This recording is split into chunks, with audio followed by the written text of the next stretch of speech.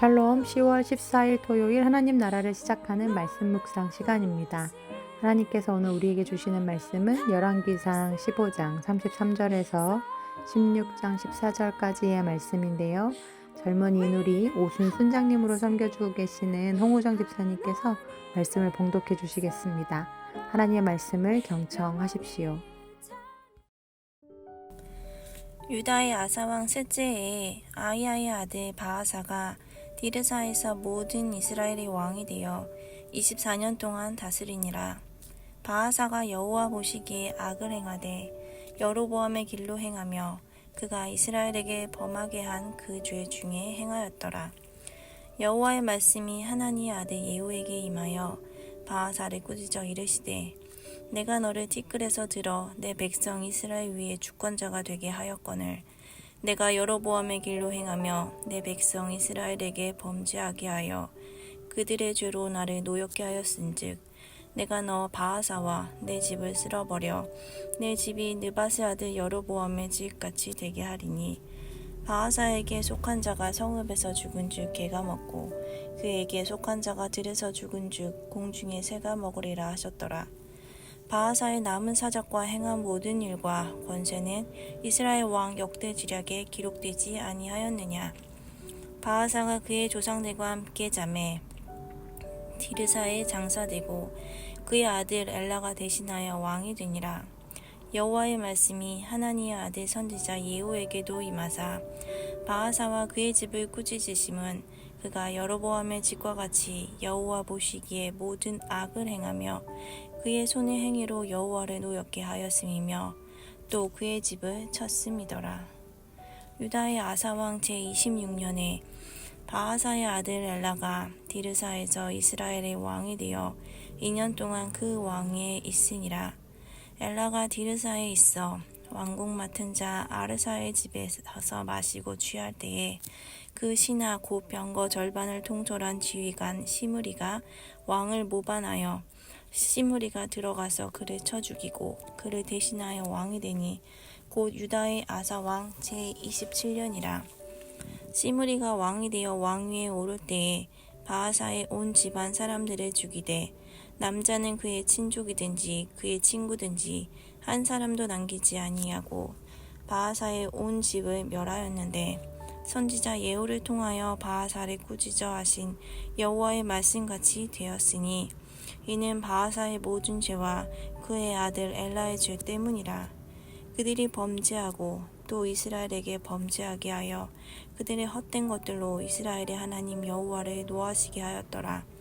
엘라의 남은 사적과 행한 모든 일은 이스라엘 왕 역대지략에 기록되지 아니하였느냐. 아멘. 열왕기와 역대기에서 선한 왕과 악한 왕의 모델이 되는 두 사람이 있죠. 바로 다윗과 여로보암입니다. 몇 되지 않지만 선한 왕들에 대해서는 내 종 다윗과 같이 여호와 보시기에 정직하게 행했다라고 평가하고 계시고 악한 왕들에 대해서는 그들이 악을 행하되 여로보암의 길로 행했다라고 대부분 기록하고 있는데요. 여기서 질문이 하나 생기죠. 하나님께서 왕들을 평가하실 때 선한 왕들에 대해서는 하나님 보시기에 선을 행했다라고 하지 않으시고 정직하게 행했다라고 하시고 악한 왕들에 대해서는 악을 행했다라고 평가하고 계시다는 겁니다. 정직과 거짓 혹은 선과 악의 대비가 아니라 정직과 악의 대비로 왕들을 평가하고 계시는데요.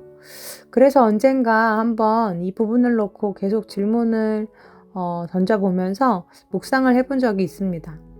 며칠에 걸려서 묵상을 하던 차에 어느 날 문득 하나님께서 제 안에 이 말씀을 떠올려 주셨습니다. 바로 마가복음 10장 18절 말씀인데요. 예수께서 이르시되 내가 어찌하여 나를 선하다 일컫느냐? 하나님 한 분 외에는 선한 이가 없느니라. 아멘. 네, 이 말씀이 생각이 나면서 제 안에 그때 든 깨달음은 그렇지. 선은 우리 사람에게 속한 것이 아니지. 이 세상에 하나님 외에는 선하다 일컬을 사람이 한 사람도 없지라는 생각이 들었습니다. 그래서 그러셨구나. 우리 사람이 이룰 수 있는 가장 큰 선의 경지는 정직이구나. 하나님께서도 우리에게 선을 바라시는 것이 아니라 정직을 바라시는구나 라는 걸 그때 깨닫게 됐습니다. 다윗도 여로보암도 우리와 똑같은 성정을 가진 그런 죄성을 가진 사람들이었죠. 그래서 둘 다 죄와 무관할 수는 없었습니다. 다윗은 간음과 도적질과 살인을 저질렀고 여로보암은 임기 내내 우상 숭배의 죄를 저질렀습니다. 그렇다면 여러분은 이 둘 중 어떤 죄가 더 크게 느껴지시나요? 물론 죄의 우열을 가릴 수는 없겠지만 우상 숭배는 하나님이 가장 싫어하시는 죄 중에 하나죠. 그렇다고 해서 다윗이 지은 죄가 여로보암의 지은 죄에 비해서 약하다고도 평가할 수는 없습니다. 둘 다 연약한 사람이었고 연약한 부분이 달랐죠. 다윗은 성적인 유혹을 이겨내지 못했지만 여로보암은 권력에 대한 집착과 욕망이 컸던 사람으로 북이스라엘 백성들이 남유다로 돌아갈까봐 제사와 절기를 관장하기 위해서 금송아지를 만들었고 또 어느 곳에서나 제사를 드릴 수 있게끔 여러 산당들을 세웠습니다. 또 제사장들을 자기 관할하에 두기 위해서 마음대로 제사장을 임명하는 죄까지도 지었죠. 그렇게 다윗은 다윗대로 여로보암은 여로보암대로 자기가 가진 그 연약한 부분 때문에 걸려 넘어지게 된 겁니다. 그런데 넘어지는 건 동일했어도 두 사람을 갈라놓는 가장 큰 차이점 하나가 있는데요. 그것은 바로 돌이킴, 회개에 있었습니다. 다윗은 나단 선지자가 와서 꾸짖었을 때 자기 죄를 깨닫고 자복하고 회개했던 반면에 여로보암은 몇 번이고 하나님께서 선지자들을 보내셔서 꾸짖으시고 또 마지막으로 아히야 선지자를 통해서 돌이킬 기회를 주셨음에도 불구하고 마지막 그 기회마저도 하나님의 그 경고와 책망을 받아들이지 않고 끝까지 악의 길을 가다 멸망하게 되죠. 그가 지었던 가장 큰 죄, 그래서 결국 멸망할 수밖에 없었던 가장 큰 죄가 열왕기상 13장 33절과 34절에 적혀 있는데요. 제가 메시지 성경으로 읽어드리겠습니다. 이 일이 있고 나서도 여로보암은 계속 악을 행하여 금지된 산당의 제사들을 마구잡이로 세웠다. 누구든지 원하기만 하면 한 지역 산당의 제사장이 될 수 있었다. 이것이 여로보암이 지은 가장 뿌리 깊은 죄였다. 그를 망하게 한 것도 그 죄였다. 네. 그가 이렇게 제사에 집착하고 제사장들 임명까지도 일일이 관여하면서 자격이 안 되는 사람들을 마구잡이로 세웠던 이유가 무엇일까요? 그건 바로 유다의 백성을 빼앗기지 않기 위해서였습니다. 북이스라엘에도 하나님을 섬기는 백성들이 있었기 때문에 제사의 문제가 무엇보다 중요했는데 이 제사의 문제로 말미암아 북이스라엘 사람들이 남유다로 돌아갈까봐 북이스라엘에서도 얼마든지 제사를 드릴 수 있고 또 어디서든 제사가 가능하도록 하기 위해서 이런 일들을 벌이게 된 거죠. 하나님께서 그 죄를 꼬집으시면서 또 다시 돌이킬 기회를 여러 번 주셨음에도 그가 그 붙잡고 있는 권력을 내려놓을 수 없었기에 더 나아가 자신의 그 권위가 하나님께로부터 온 것임을 인정하지 못했기에 여로보암은 결국 끝까지 죄를 돌이키지 않고 자신도 그렇고 백성들도 다 우상숭배에 빠뜨리는 큰 죄를 저지르고 말았습니다. 오늘 여로보암의 가문을 무너뜨리고 왕이 된 바하사도 그렇고 또한 그의 아들 엘라도 여로보암이 지었던 죄를 똑같이 지었는데요. 하나님께서는 여로보암의 집과 같이 여호와 보시기에 똑같은 악을 평했다라고 오늘 본문에서 평가하고 계십니다. 2절 말씀, 내가 너를 티끌에서 들어 내 백성 이스라엘 위에 주권자가 되게 하였거늘 내가 여로보암의 길로 행하며 내 백성 이스라엘에게 범죄하게 하여 그들의 죄로 나를 노엽게 하였은즉 이라고 말씀하십니다. 즉 너의 백성이 아니라 내 백성이다. 너를 그 왕위에 앉힌 것은 바로 나다라고 말씀하고 계시는 거죠. 그런데 여로보암은 자기 욕망, 자기 욕심, 또 목요일에 배종원 전사님께서 말씀해 주셨던 것처럼 자기가 맛본 그 권력을 잃어버릴 것에 대한 두려움 때문에 자기가 하나님이 돼서 예배 처소와 제사장들을 임의로 배치하고 배정하고 하나님이 아닌 하나님을 빙자한 금송아지까지 만들어서 하나님께 예배를 드리고자 하는 그 백성들의 순수하고 순전한 마음까지도 훼손시키고 우상 숭배에 빠뜨리는 큰 죄를 지었던 것입니다. 사랑하는 우리 우신 가족들, 그런데 여러분도 혹시 여로보암처럼 바하사처럼 그 뒤를 잇고 있는 엘라와 북이스라엘의 여러 왕들처럼 하나님이 주신 권위, 하나님이 주신 자리에 대한 그 두려움과 경외함을 잊고 내가 왕이 돼서 내 마음대로 다스리고자 하는 부분들은 혹시 없으신가요?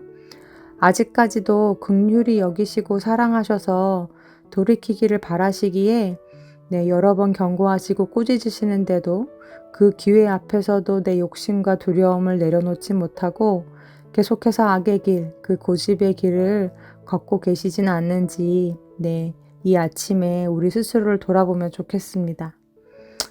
내가 너를 티끌에서 들어 내 백성, 내 이스라엘을 맡겼거늘 하시면서 책망하실 부분은 없는지 오늘 아침 두려운 마음으로 하나님 앞에 듣고 싶은데요. 내가 다스리면 딱 내가 가진 능력과 지혜만큼밖에는 선한 결과가 나오지 않지만 그분이 다스리시면 그분이 가지신 크신 지혜와 능력으로 우리를 더 좋은 결과로 더 가장 선한 결과로 이끌어 주실 수 있음을 믿는 우리들이 됐으면 좋겠습니다. 결국 자기의 욕심을 내려놓지 못했던 여로보암의 후예들처럼 그 결과 돌이킬 기회마저도 더 좋아질 기회마저도 놓쳐버리고 참 허무하게 이 세상을 떠난 그 어리석은 왕들처럼 악한 길을 선택하지 말고 정직하고 겸손하게 우리의 삶을 하나님께 내어드리는 다윗의 길을 가는 오신 가족들 다 되기를 소원합니다. 아멘. 함께 기도하시겠습니다. 모든 지혜와 능력이 있으신 하나님, 어리석은 자 되지 않기를 원합니다. 교만한 자 되지 않기를 원합니다. 주님 돌이키라고 하실 때 돌이킬 수 있는 영적인 민감함이 있기를 원합니다. 알량한 내 지혜와 능력으로 이를 그르치는 어리석은 왕이 아니라 가장 좋은 길로 인도하시고 이끄실 수 있는 하나님께 나와 내 앞날과 내게 속한 모든 것들을 올려드릴 수 있는 정직하고 겸손한 청지기들이 다 되게 하여 주옵소서. 예수님의 이름으로 기도합니다. 아멘. 이후로 함께 들으실 곡은 오늘 말씀을 봉독해 주신 홍우정 집사님께서 추천해 주신 찬양인데요. 하나님의 부르심이라는 찬양입니다. 먼저 집사님 사연 읽어드립니다.